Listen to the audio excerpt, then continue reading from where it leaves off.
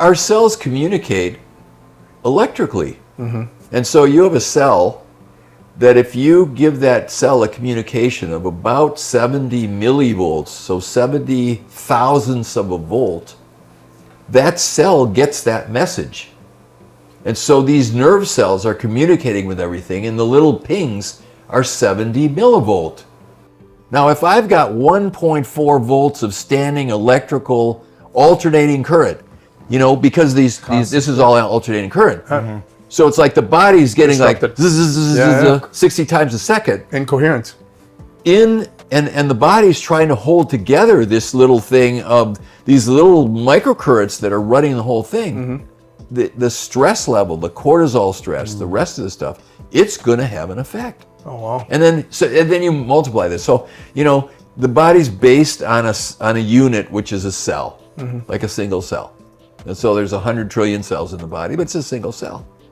And then if you take that cell and you don't give it the right amino acids, and you don't get vitamins and minerals, and then you put in an environment where there's all this electrical stuff, they're shocking them, and inflammation, and then you give it, you're getting atrazine, and that cell gets poisoned, and now it's trying to do its job, and no wonder we're a mess because we're these gonna cells. you're just not gonna survive anymore. Okay, you may have had this. I can't put a cell phone and hold it next to my head. I can't do it. I feel it. Gives me a headache. Makes my head feel hot.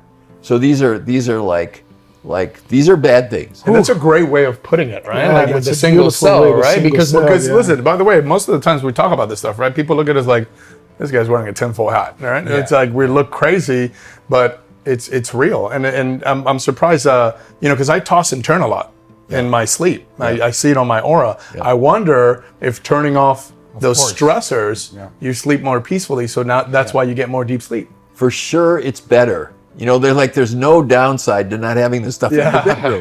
Like, it's a no-brainer. A no-brainer. Doc, we use in my house, this guy who has a company called Green Wave, and they're called dirty electricity filters. Yeah. And it's interesting that you're saying the micromillivolts, because he states that most houses will be between 300 to 800 micromillivolts, which, again, now I'm understanding is affecting the mitochondria, which is stressing the electrical power of our cells, causing even inflammation. Yeah.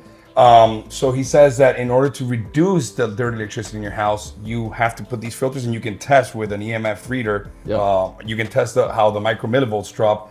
In our house, some rooms were in 1,000 micromillivolts, meaning you would connect it and it was like a static sound, like it would sound horrible, really loud, right? Right. And I connected these filters, 2 or 3, some even need 4 filters in a room, and brought it under 50 micromillivolts, meaning it's not it's still, I'm getting a little bit, but it's not as impactful and damaging as when it's in that 300 to 1,000 range. Right.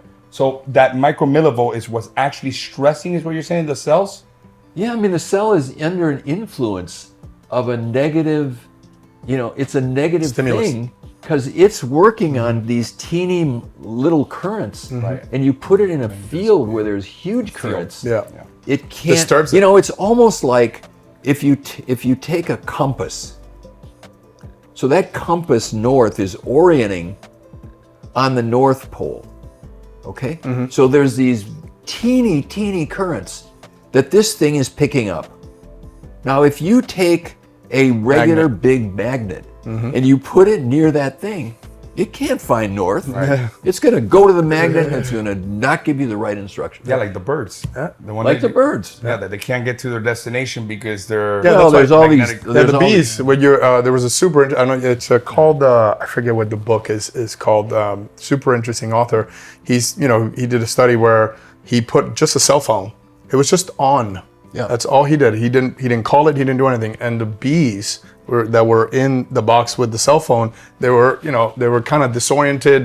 They couldn't fly. They had to stick to the wall. Yep. And then when he called it, all the bees dropped to the floor. Yep. It's incredible. And this stuff is all around. I mean, cell phone towers, all this stuff. So, one of the words I learned recently is the exposome, which is how much exposure each individual has. And what you just said is exactly this. And exposome to the individual, we need to reduce it to exposome to the cell, because we are made of cells. And you take that one little cell, as you said, you don't give him the right building blocks, then you put all of those attacks, EDCs, poisons, EMF, and just think, I'm thinking in my house, I'm thinking about my friends, my kids, my family. like the amount of exposure that we have. And you're right, when I start talking about it, it gets overwhelming. And a lot of people, when I talk about it, they'll tell me, you know what, we all have to die of something. Right. I can just avoid the exposure. And that's the consequence of our modern world. And our modern world makes it easy, there's no question. I applaud you for having your bedroom without a TV, without your cell phone in there. But I think we, even if we're not going to go to those lengths, but we each need to take one step towards protecting ourselves. First thing is awareness. We need to know that those things exist. You know, when we talk about this, they think we're crazy. We're crazy. But they exist. The magnetic field, it's there. The exposure to the toxin is there. So even if you can decrease your exposure by 10%, then you increase by 20, then you make small steps. Incremental change. This is what I like to do, not to make it overwhelming. Right. Even one little step take is going to work. But the first thing is learning about this. If you don't know, you can't make a decision. Yeah, you build on success. Sleep is probably the most important thing. And in the patients that we see, most people don't sleep. Yeah. And my first thing to them I don't is, sleep. I have a handout. Clean out the bedroom. No electronics in the bedroom. Wow. Okay? Turn out the blue lights at sundown.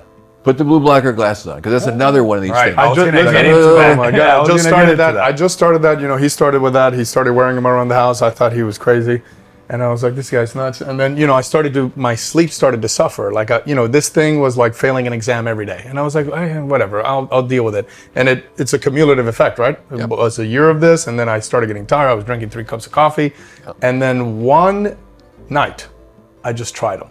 I just put the blue block glasses on, and my sleep was tremendously better. Now I have 3 pairs because they're so good. Right? Before we move over to the next subject on very small embryonic cells, which is one of the last subjects, we don't want to take too much of your time, and thank you for your time so far. Okay. I wanted to get your last touch on that, on blue blocking glasses, because there's 3 types of blue blocking glasses. You got the clear ones, which block about 30% of the blue light, the yellow ones, which block out 100% of blue light, and then the ones that I kept pushing these 2 to wear because I was losing my mind because I wasn't getting sleep. This is why I bought those filters, and I was trying to calm my sympathetic nervous system because I was so altered Stressed that out. I couldn't sleep, right?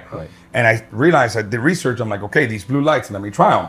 Sure enough, I put them on, I put these filters, we put a grounding mat on our bed, we put the A-Sleep on top of it. Our bed is souped up. It's a V8 twin turbo. So anyways, I put these on, and what I realized, what we were trying to recommend clients is to wear the orange ones because they block out 100% of the blue and green light spectrum, which is what I understand blocks out. It's kind of like the melatonin faucet is supposed to open around twilight time, and then continuously open until you fall asleep. But what I find is most people on their phone, iPad, watching TV. So that faucet is only dribbling, right? And they're not getting enough. So that's why they're tired, but they're awake and they're sort of insomniac. And then they take melatonin, which I was a huge consumer of melatonin. And then I started taking sleeping pills. And I'm like, I'm just 37. I can't continue doing this, right? Sure enough, well, long story, ketamine IV therapy changed my life. I got back home, didn't take the pill, continue wearing the glasses, and I no longer take any medication. But I wear these glasses religiously because they have tremendous help my sleep, our patients, and doc and my brother. Big time.